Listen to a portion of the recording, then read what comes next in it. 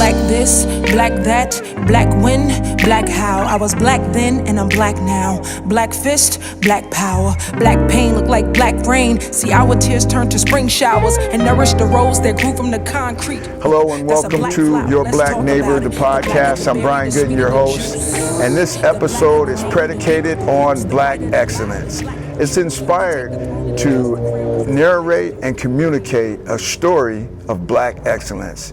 And for that reason, today I have with me none other than the amazing Mariea Antoinette. Welcome, Mariea. Hi, how are you? I'm well. Thank you to this amazing set. It's absolutely beautiful. It is, and you make it even more so. Thank you, thank you. And we so graciously thank you for your presence. Well, I really appreciate it. This is really epic, and it's an honor to be here with you.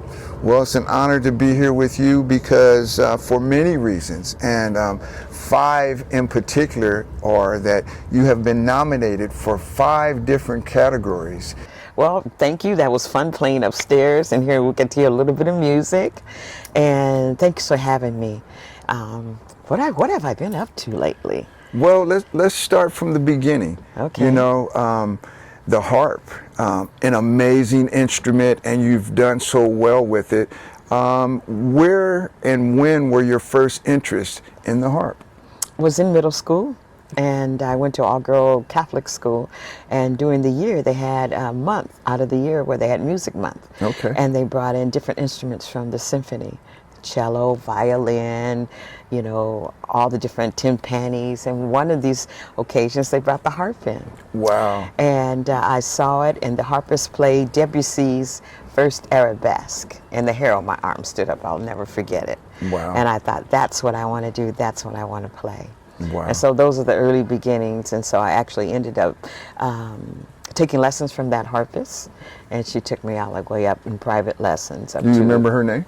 Joy Hysack. Joy Hysack. Local harpist here in San Diego. She's now passed on. Okay. But she was my first introduction to the harp, and I remember going to her home in La Jolla, and I think she had about 4 harps, these 4 beautiful concert grand harps in her living room or her music studio, and just being very impressed by that. And so she took me really by the hand and got me set up to rent my very first harp. Okay. And there was a little small Celtic harp that came into the house, and that's what I began to practice on. And well, let's back up a little bit. It seems that I remember you telling a story about how you kind of stumbled upon your harp lessons independently. You want to talk about that a little bit? Well, you know, I had to do that journey by myself, you know, because for during that time, you know, the harp was not really a prominent instrument in our community. Right, you know, of course, we had the piano, we had the gospel choir, children's choir, which I did all of that. Right. You know, so me coming home, telling my mom and dad that, you know, hey, I want to play the harp, and they said, well, we're not paying for any harp, and we're not paying for any harp lessons. Right. Besides, black people don't play the harp. Right. Well, that's because there was no exposure of that in our community. Secondly, probably cost prohibitive. Okay. You know, and so I had to really, you know, at that age to really kind of navigate that and ask a lot of questions about, you know, who's, you know, renting harps. And like I said, I had the harpist Joy here who kind of helped me navigate, you know, La Jolla Music Store who rented harps. And, you know, all that sort of dynamic. And so it was a journey in the beginning on my own.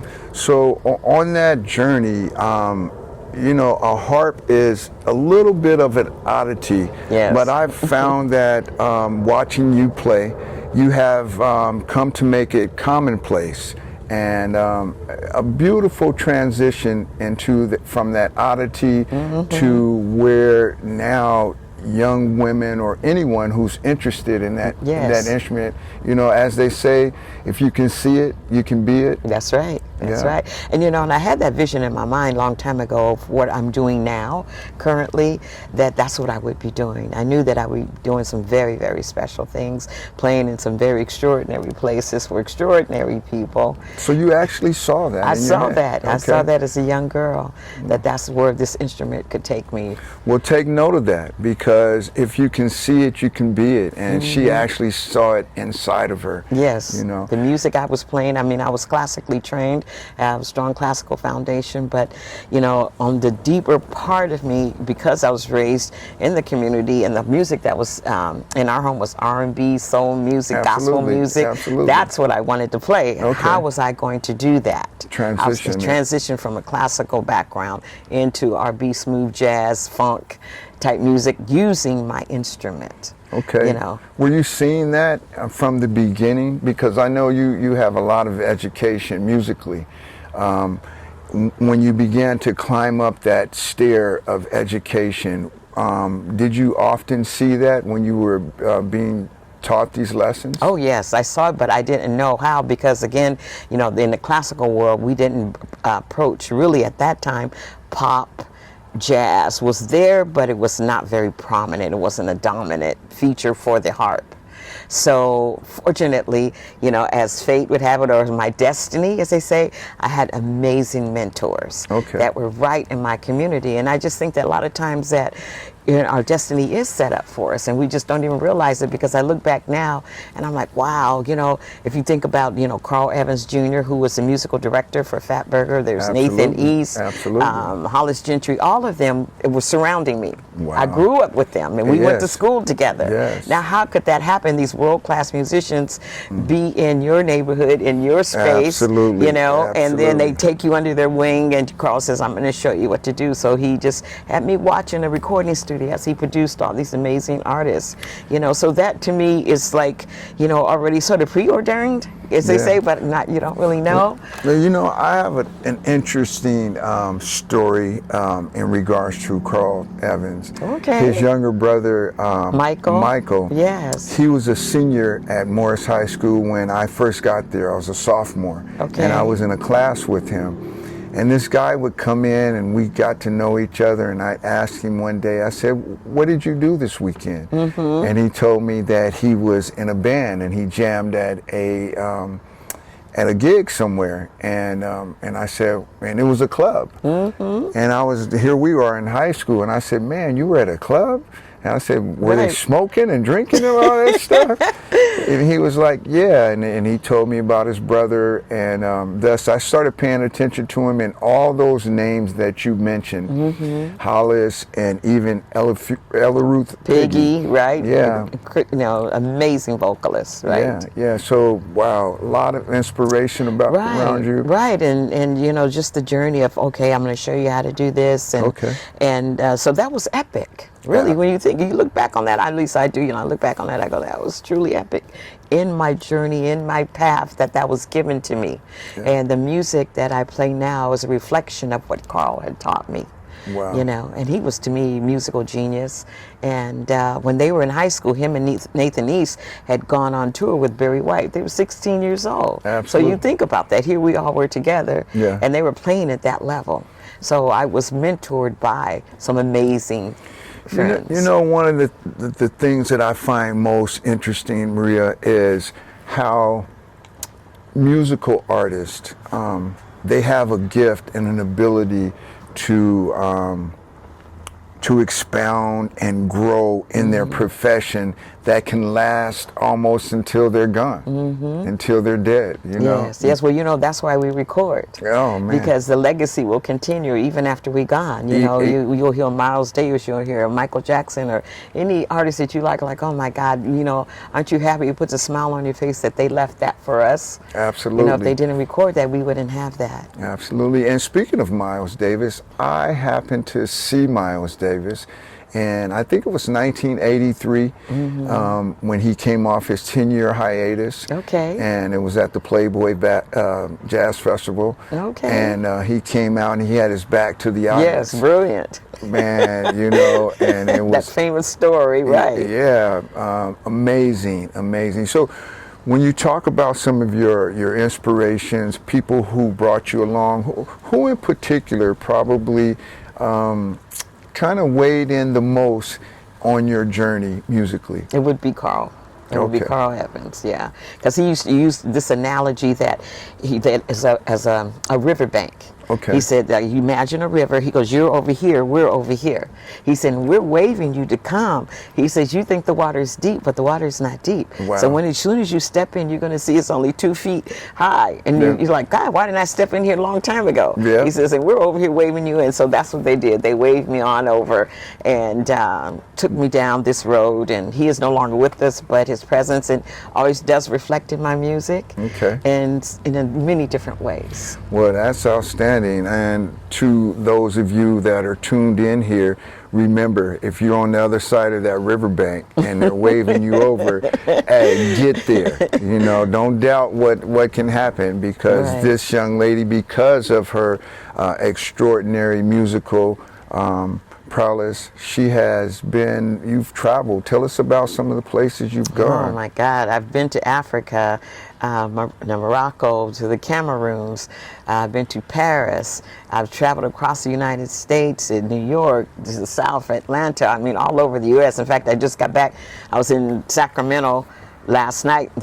Last weekend we were in Minneapolis. The weekend before that we was in Atlanta. Okay. Then we're off to New York after this. And so I travel a lot. Well, speaking of traveling, how would you say that the audiences abroad compare to the local audiences? Well, when I was in Africa, it was a stellar. I mean, they were in shock for me to walk out on stage and be playing the harp, you know.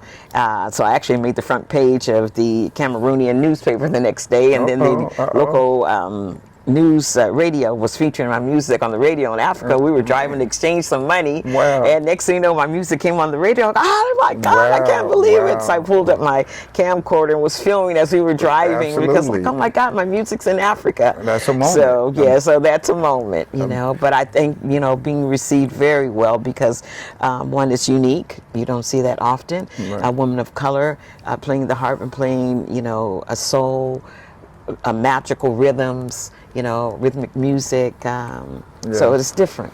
Well, when you talk about unique, I think one of the things that is most unique to me about what you do is you have a master's degree and in harp. Performance. I mean, how does that happen, and what is that all about? Well, it's just like any other profession, you know. People go study science, math, and it's the same journey. You go and you study, you go to classes, and you learn what you need to learn. With that, it's a lot of theory, a lot of performances, a lot of writing, dissertations, things like that happen. And so it's the same journey, but just a different title, you know. But I would say that people always say, well, you know, how did you do this? You know, it's discipline. You know, just like anything, you have to have the discipline. If you have a goal, you stick to it. You have to practice, and which becomes a major part of you. But I probably wouldn't be here today talking with you if I didn't have the discipline to sit down and do what I do. Because a lot of people are like, oh, I want to play the harp. Well, it's a very serious instrument, first of all, and very technically demanding. Absolutely. And so you have to put the time in. There's no way around it. You're not going to put in, you know, 1 hour, 30 minutes, and then keep going. No, it doesn't happen like that. In order to achieve a high level of, you know, prowess, exactly. You've got to put the time in, and that comes with, you know, the ultimate of discipline. It really comes down to that. Well, you know, as you were speaking, I just thought back to when you and I met. You've probably forgotten, but as a journalist for a local newspaper, I was doing a story on a elementary school. Oh yes, right. They were celebrating their academic rise. Right. We were outside, right? Yeah, in that stage, right, I remember. We were outside, and I think there were probably about 300 children out there, and you had an opportunity to play for them. And I had a trio. Yeah. I had the violin, me, and I think I had a cello. Absolutely. So it was a trio of us out there. That was cool. Well, I was amazed at your performance, and as equally as amazed were the children. And did you get an opportunity to talk to them? I don't think I did. At that there was so much structure going on that day. Yeah. You know, so they had them lined up. But what I was impressed with, I think with you too, that the amount of attention and quiet you know, while we were doing our thing, that they were just totally mesmerized, and really their eyes were on us. Absolutely. Well, you know, just as you were sucked into that beautiful arena of music, I'm sure some of those kids out there were feeling the same and thinking the same, and who knows, there might be another amazing harvest on the rise. Right. Well, that's what it does, is, you know, exposure is a wonderful thing, because how do you know you can be that unless you see that? Yes. You know, and so this is where the inspiration comes from. That's why I feel it is really important that we get all the exposure that we should in our lives, so we can see and maybe make choices. But if you're in a box and you don't come outside that box, how are you going to know what you really capable of, or maybe you have an affinity towards? Precisely. Unless you see it. So. And when you talk about exposure, there is another bit of exposure on your resume. And you've played for some very elite people. Speaking of them, Michelle and Barack Obama. Yes, absolutely. Tell us a little bit about that experience. Well, you know, I've done so many amazing things in LA, you know, and, you know, very, I would say, elite and prominent circles. So when the First Lady was coming to, well, let me back the story up. I did a fundraiser prior to that, and it was an amazing home in Los Angeles where I tell people the tickets were $40,000 per person. Wow. And it was sold out. Wow. And there was 3 months prior to the election. Okay. And Barack and his team had come from Chicago to be a part of that. Okay. And so there I was out on the Grand Lawn playing, and they had come up to me. They said, "You are amazing. You know, we are going to bring you to the White House. Wow. Or we're going to do some other things." Wow. And so then I get another phone call, and they said, "Well, wait a minute, stop right there." When they said that, I mean, how did you contain yourself? Well, you know what? The first thing is I thought was, "Oh, you're going to be the president," because see, at that point nobody knows who's, you know, you thinking, well, they already knew. Yeah. They already knew he was going to be that. Okay. So I thought, oh, well, that's interesting. Yeah. You know, they go, oh yeah, you know. So that was already sealed. Okay. So that was another thing for me too, to you know, see that.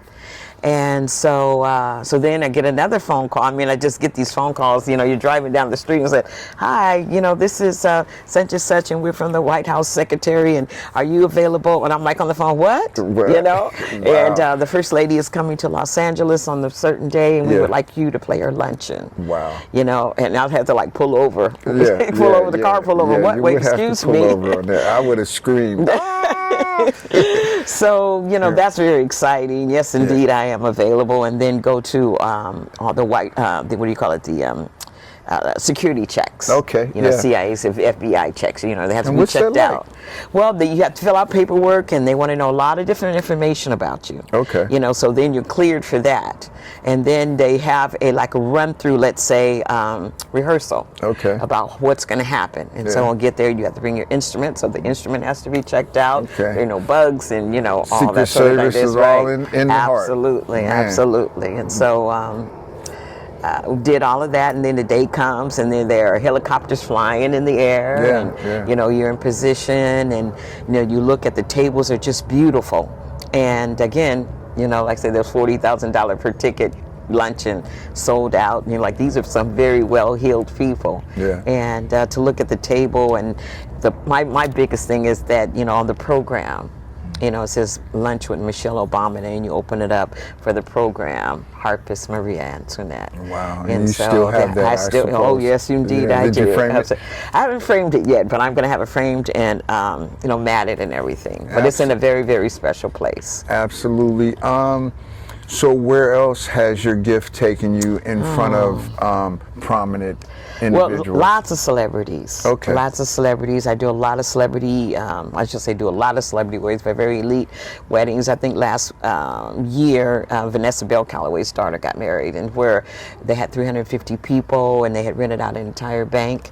And anybody and everybody was there, from Magic Johnson to Sugar Ray Leonard to Norm Nixon to, you know, I mean, these are the guest lists. Wow. And so, you know, just those sort of dynamics are amazing. I mean, I would have to really think, because it's been so many, you know. Well, you know, one of the things that that I admire and find so interesting is that you're so easy to talk to. You're so down home.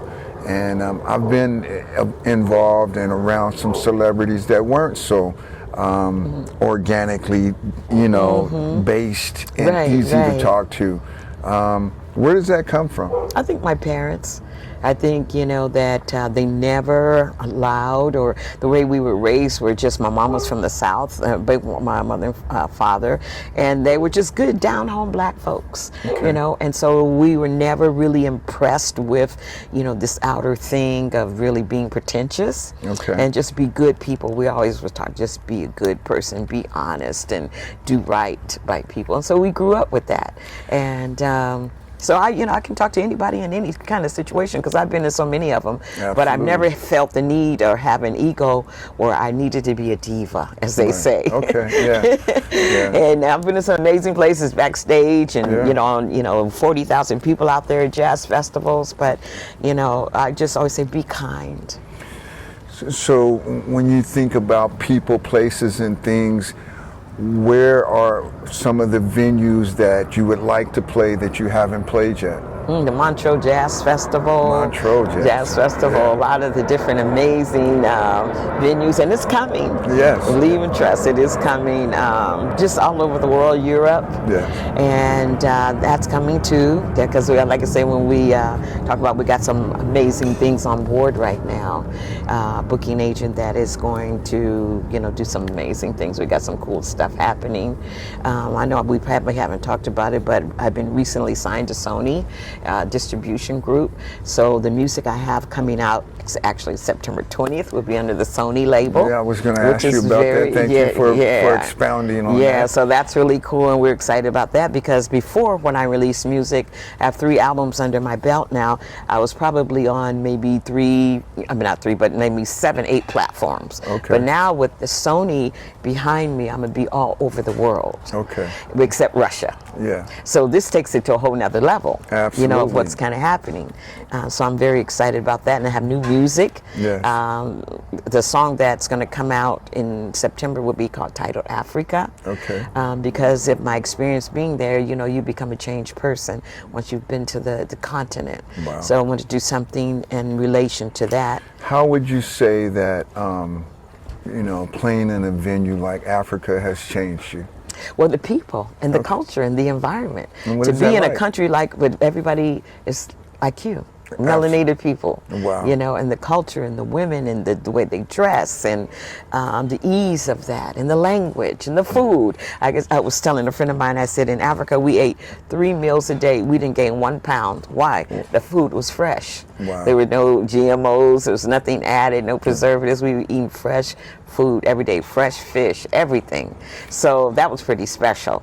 You know, I like the organicness of that, and that's where this comes in. Your black neighbor, you know, just being able to sit down and just speak, think, and do things from a black perspective. Right. You know, and when we talk about black excellence, which is you, and which is Africa as well, which a lot of us, we're not exposed to that, to see those things that you saw and take it in to a degree to where it's life-changing. Right. Yeah, well, you know, I think when you travel a lot too, that the whole exposure of people and cultures, and what I love too, because when I get to, let's say, different countries, I had gone to Japan, but I don't want to be on the tourist trap type thing. I want to go to where all the indigenous people are. I want to see what the local people, where do they eat, what do they do? Absolutely. You know, and I think that's just really more exciting than, you know, sort of being on the beaten path like a tourist. Absolutely. Yeah. Absolutely.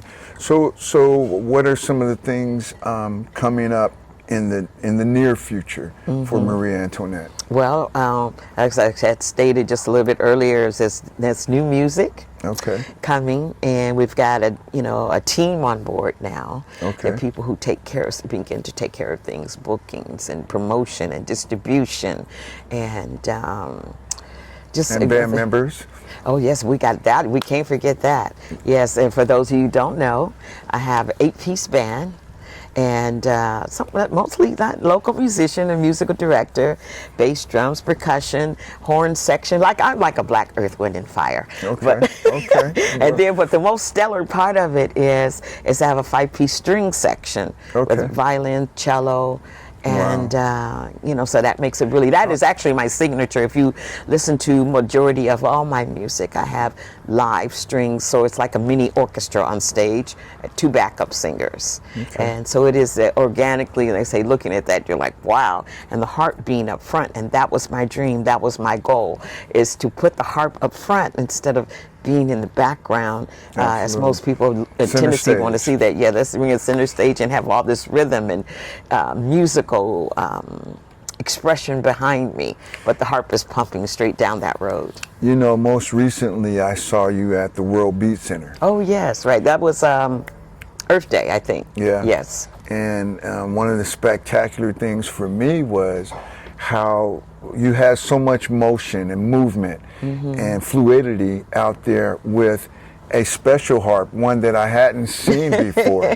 My portable electric harp. Okay. Yes, okay. yes. Wow. I want to say new technology in the harp world, but it's been around for a while. But I think it's becoming, again, more front and center stage, that those of us who play a concert grand harp now have added to our repertoire of instruments the portable electric harp.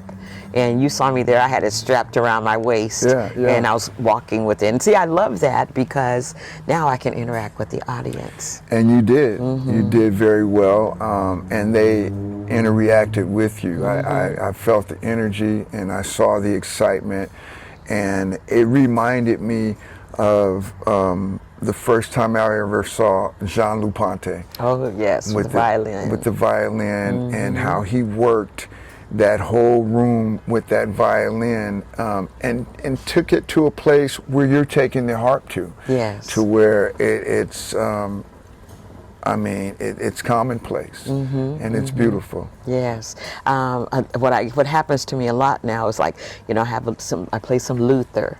Okay. And those are the ones, you know, some of the songs that get standing ovations. And because of, like, whoa, she's playing Luther on the harp. You know, the people, music that people can relate to. Wow. Like, oh my God, Minnie Riperton. You know, so I try to pull in some of our classics along with the original songs to, you know, in terms of the expression.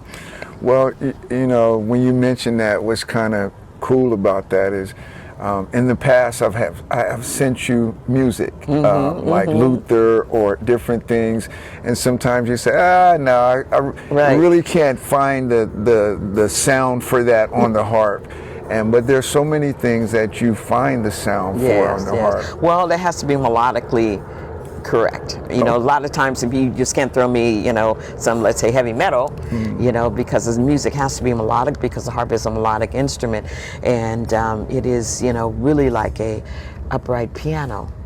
And so people, when I tell them that, they're like, oh yes, because when you open up a grand piano, you can see the harp right there. Right. So they, well, why do you get the black keys? Where are they at? And I said, well, they're the pedals right down at the bottom. There's 7 pedals. They're like, well, I didn't know the harp had pedals. Yes. Well, that's how I changed keys, because then we have the pedals that I can go in and out of the key changes with my feet. But people don't really see that because they're focused on the beauty and the shape of the harp.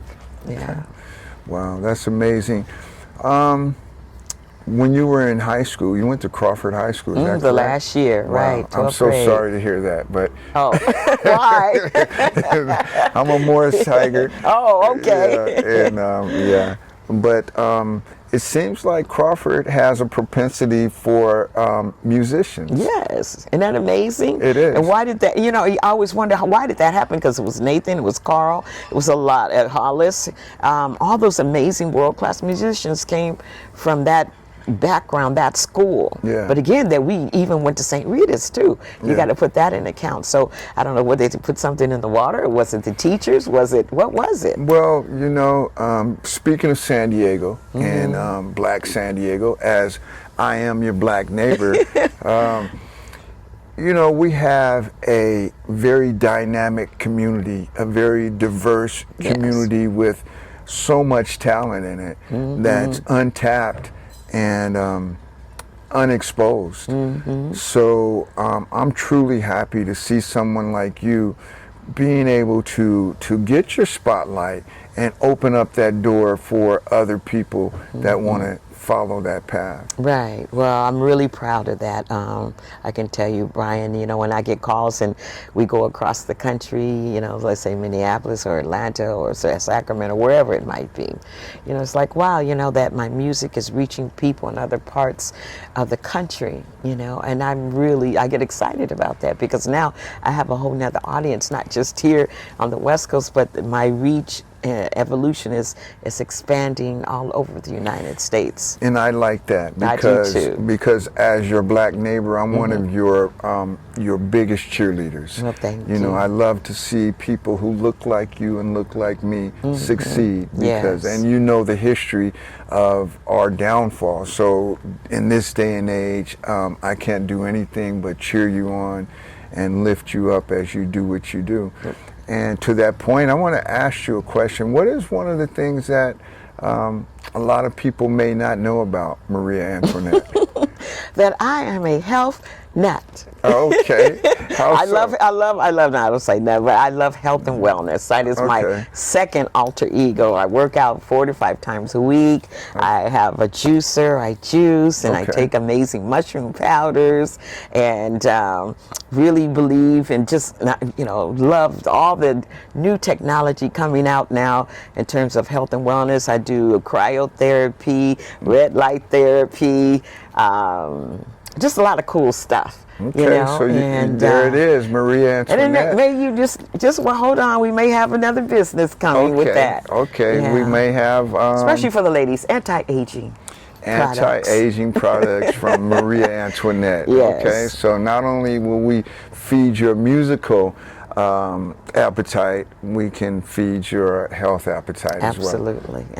And well, you know, we really got to do that now with all the GMOs and all the stuff they're adding into the food and the preservatives. You know, you really have to be your own health advocate, and you know that that we really have to begin to think critically about what we put in our mouth and take care of ourselves.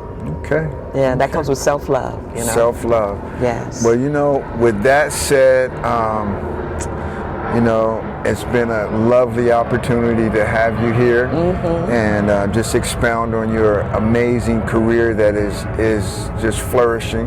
Thank you. I know the other ladies wanted you to ask about the journey of, you know, let's say maybe pushbacks and things like that.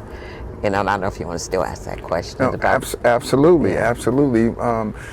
What are some of the things that you have encountered that have come against you achieving your success? Well, you know, I'm glad you asked that because, you know, a lot of times everybody thinks it's easy, that there's a straight line. There is no straight line to anything. And that on the journey, being an African-American woman, melanated individual, that, you know, in school, that you will have a lot of pushback. At least I had a lot of pushback being, you know, a woman in the music department, being the only sister there, of, you know, rejection, of pushing back, of not wanting you to, your presence. So I had a lot of pushback that way. There was so mean and very hateful things that occurred there that I thought at one point that I just can't do it, you know. Right. But you know what? Like they say, destiny will call. And there was that little voice I say, there was on my shoulder, you're not turning back. Absolutely. You know, and so you push through. But I think about, you know, my mother, my mother's mother, and our ancestors who went through probably 1,000 times worse than what that is. And I thought, oh no, this is nothing compared to what our people went through during the South and how they had to struggle to make it, you know, on a daily basis. So, oh yes, I can do this. I can do this. You just toughen up, put your shield on or your armor on, and keep going.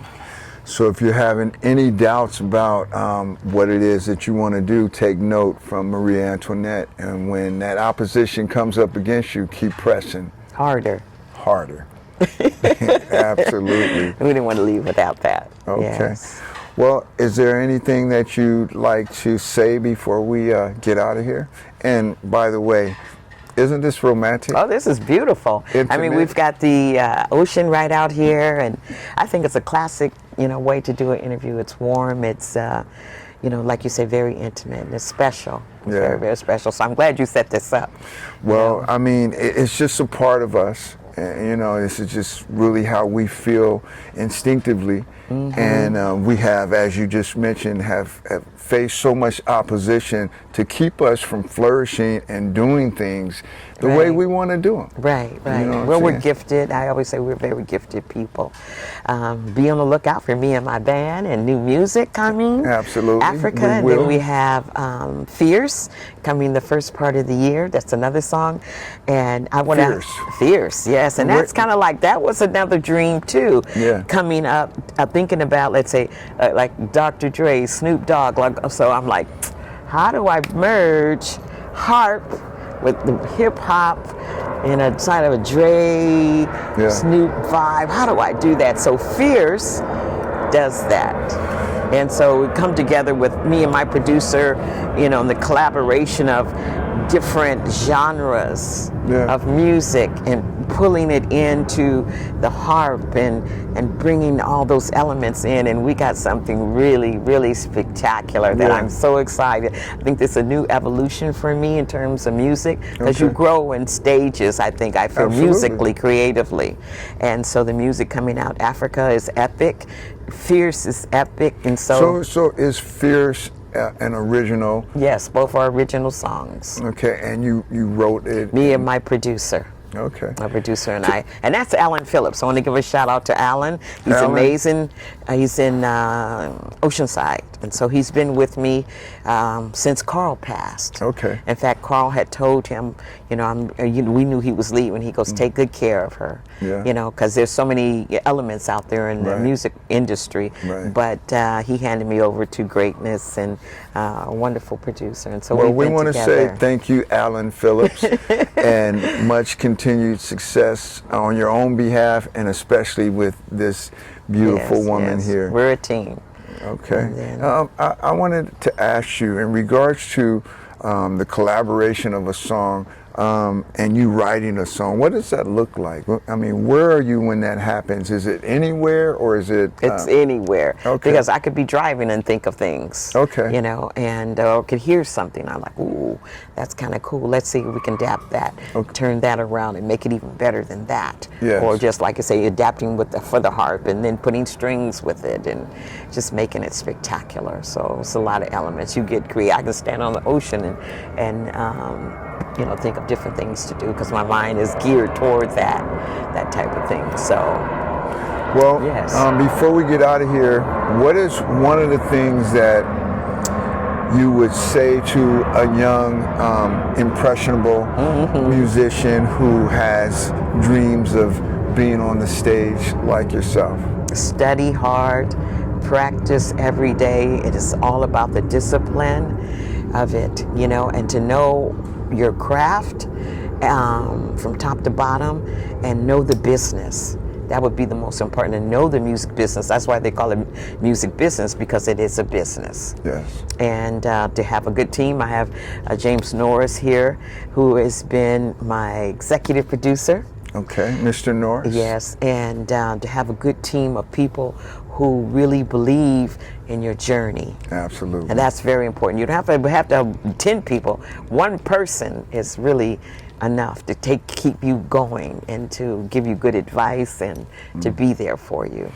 And I truly understand that. Yes. Because Mr. Ralph Martin is here in the studios, and he is that constructive, beautiful inspiration for me to keep going, making it happen. And one last thing I wanted to just tell the audience, people don't realize that the harp is actually an African instrument. Wow. Yeah, I had to do a paper on the history of the harp, and what I discovered and found out was that the many different countries in Africa, Mali, Egypt, Uganda, South Africa, all have harps that date back to the 2500 Mesopotamia, Sumeria. It's in a different form of what I play, but the evolution of the harp has its earliest beginnings in Africa. Wow, yes. That is something to take note of. Yes. Because originally the first instrument, a musical instrument, came from Africa. Yes. Oh, well, motherland. The motherland. Right. Yeah. Well, you know, it's been an honor and a pleasure conversating with you. Thank you for dropping by, your black neighbor. I love that title. Yeah. I love that title. Well, it's a title that was contrived from just looking around and seeing the absence of us while we're in the middle of everything. And I just want to say to everyone out there, hey, we are your black neighbors. Yes, yes. Yeah, and I am your black neighbor. I'm Brian Goodin. This has been a fabulous episode with the great Mariea Antoinette. Please follow her, keep up with her. As a matter of fact, how can people keep up with you? Well, I am on Spotify. I am on YouTube and some of the social media platforms, Instagram, and I'm always posting different things. So I'm out there. And my name is spelled a little bit differently, Mariea, and then Antoinette. So you can't forget that. And how did that come about, the spelling of that name? Because I know Marvin Gaye kind of changed the spelling of his name, but how did that happen for you? No, my father, when I was born, said this is Mariea Antoinette, and when they on my birth certificate, that's how they spelled it. Wow. So people ask me a lot, is that your stage name? No, that's my real name. Okay. Yes. So it's the real deal, Mariea Antoinette. But I'm not going to lose my head. No, not one bit. We're going to keep you grounded and keep you around for sure. Yes. And looking forward to all your musical inspirations. Yes. And everything that you do. Well, thank you. And so blessings upon your career and yourself. And again, thank you for stopping by, your black neighbor. And that concludes this episode. We're going to move on to other things. And I'm sure in the future we will get back to Mariea Antoinette as she continues to inspire us musically. Thank you. Thank you.